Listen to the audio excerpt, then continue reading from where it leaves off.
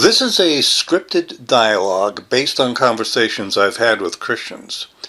I would have preferred to present our actual conversations, but I find that Christians usually do not want to be recorded, which to me says a lot. Namely, that they subconsciously know that their arguments do not hold up well outside their Christian bubble.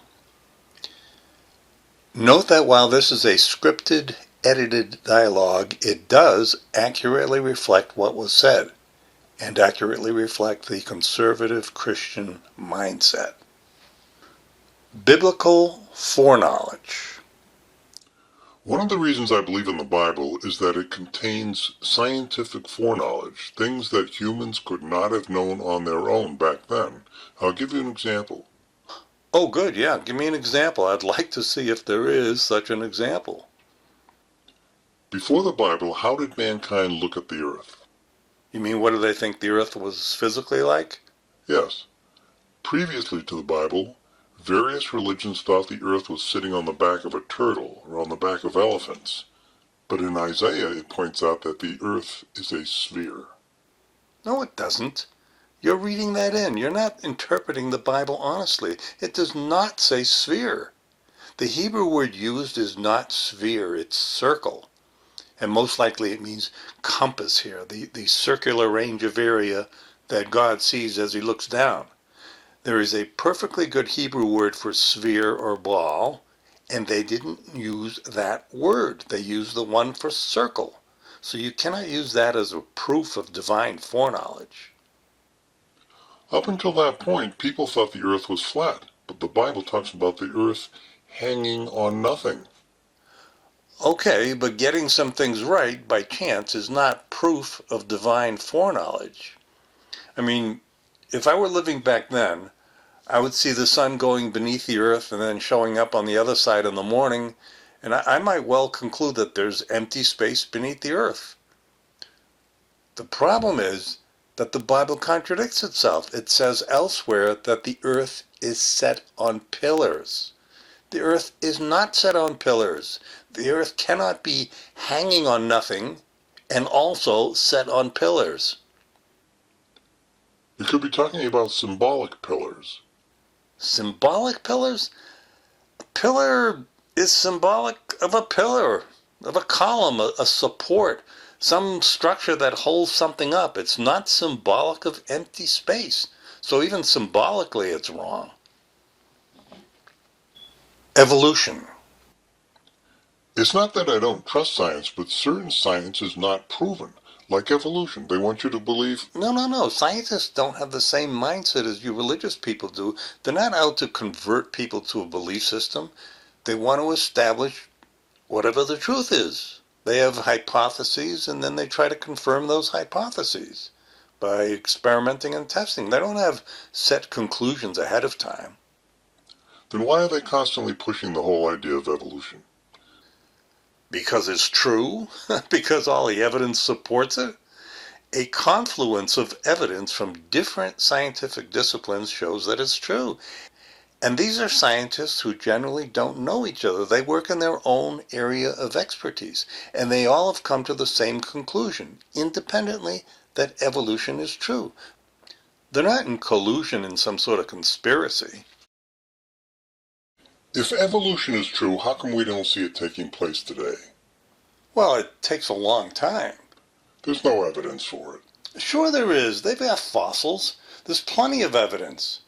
Paleontologists find that when they dig further down through the different layers, they get different kinds and simpler organisms. They don't get all the different kinds of organisms mixed together in one layer, as you would expect from a worldwide flood. Yeah, but what about the seashells being found on mountaintops? Isn't that good evidence for a worldwide flood?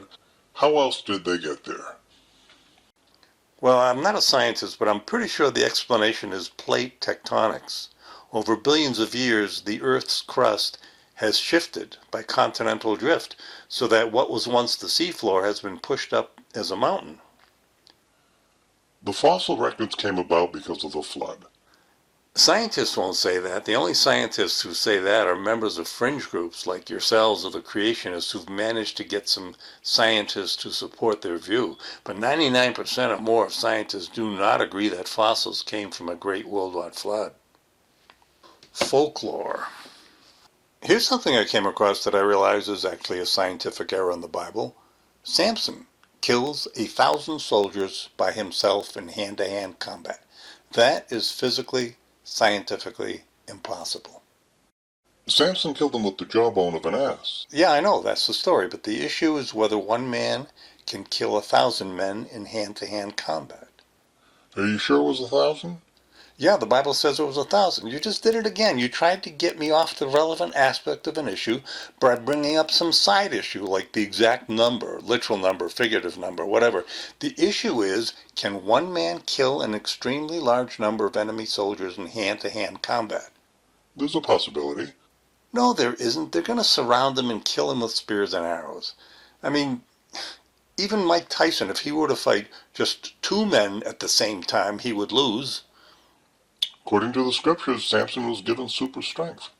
To kill 1,000 of the enemy? Don't you see how that's just folklore? That's your opinion. Noah's Ark. How about Noah's Ark? So you think the flood was an actual event? Yes. Then I would like to know, how did the last 2 kangaroos get back to Australia? Maybe they swam. They can't swim 7,000 miles over an ocean. From the Middle East all the way to Australia? There were kangaroos in the Middle East? That's where the last 2 kangaroos in the world got off Noah's Ark, according to the Bible. It was on Mount Ararat. That's where the ark finally rested. See, you're doing it again, giving me related information that I already know to avoid the relevant aspect of what we're discussing. What about the kangaroos? How did they get back to Australia? There could have been a connecting landmass at the time. Even then it would require many, many years to travel 7,000 miles away, just 2 kangaroos trying to keep their species alive. And how did they know to get to Australia in the first place? That's what I'm asking you. I don't know. They didn't know, nor would they have any motivation to do so. They're animals. They will live where they can live. They'll stay in whatever niche that supports them. They're not going to take a 7,000-mile trip. Doesn't that tell you that Noah's Ark is just a story? How can all the species of animals in the world fit onto one boat?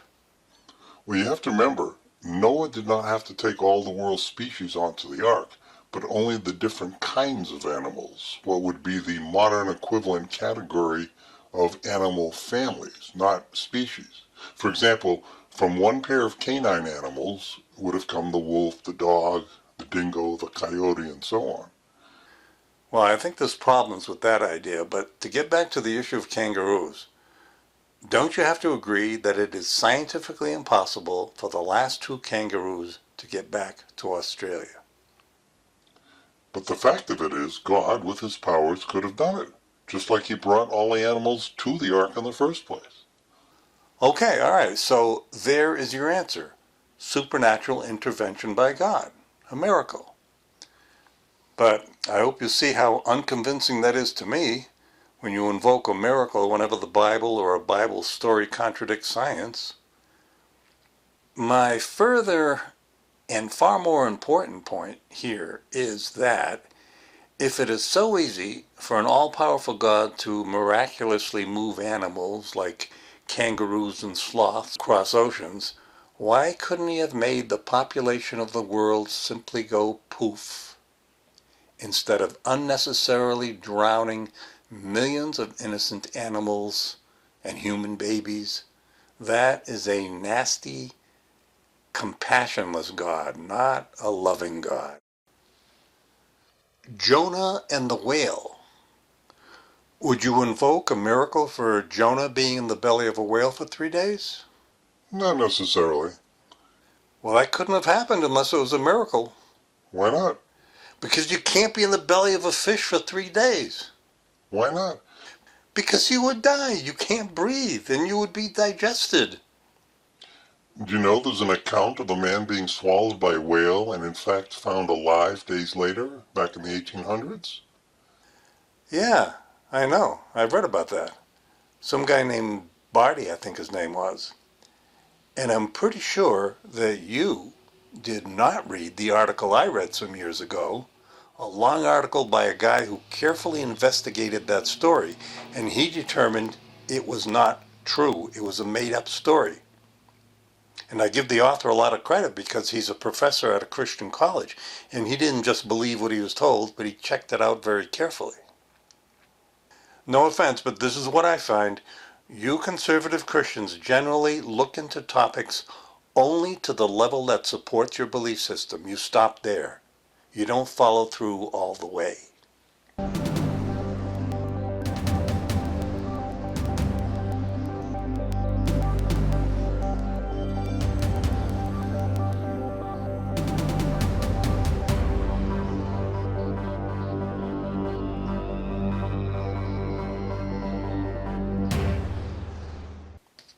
The Bible, But why has this one book, the Bible, survived for so long? because it has some profound, valid ideas in it, and people want to believe in those ideas. But it also has some superstitious and profoundly immoral ideas in it, and people just ignore those. Myself, I cannot do that. I can't do that.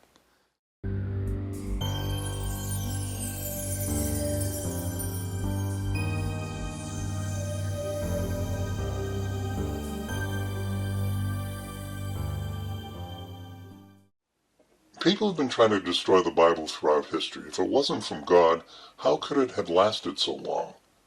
That's not a good argument. Astrology has been around longer than the Bible. That doesn't mean it's true or from God.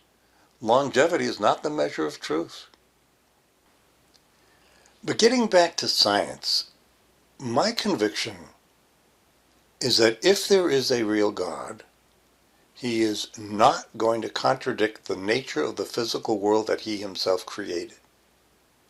And if any version of God does contradict science, like yours does, then that is not the real God.